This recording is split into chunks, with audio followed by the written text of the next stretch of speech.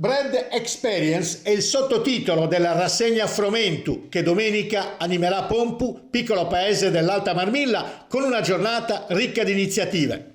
Ci saranno stand, visite guidate, musica, spettacoli, ma soprattutto laboratori e dimostrazioni, spiega il sindaco Moreno Azzei, per vivere in prima persona l'esperienza della panificazione e per ammirare l'abilità delle nostre panificatrici che hanno messo a disposizione le loro conoscenze per realizzare il pane, poi offerto in degustazione durante tutta la giornata.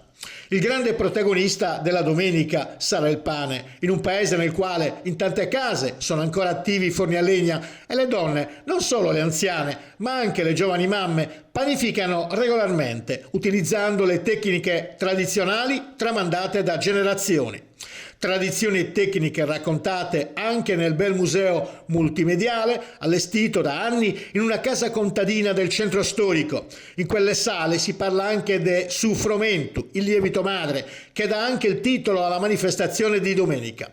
La sera prima della panificazione si prepara Su Fromentu, si scioglie la pasta lievitata lasciata dalla volta precedente in poca acqua intiepidita, senza sale, fino ad ottenere un composto lattiginoso.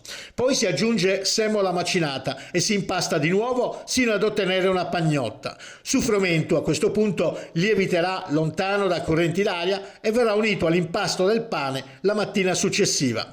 Non mancheranno i laboratori di panificazione, i riflettori saranno puntati sui pani tradizionali del paese, su Civraju, su Coccoi e Sagostedda.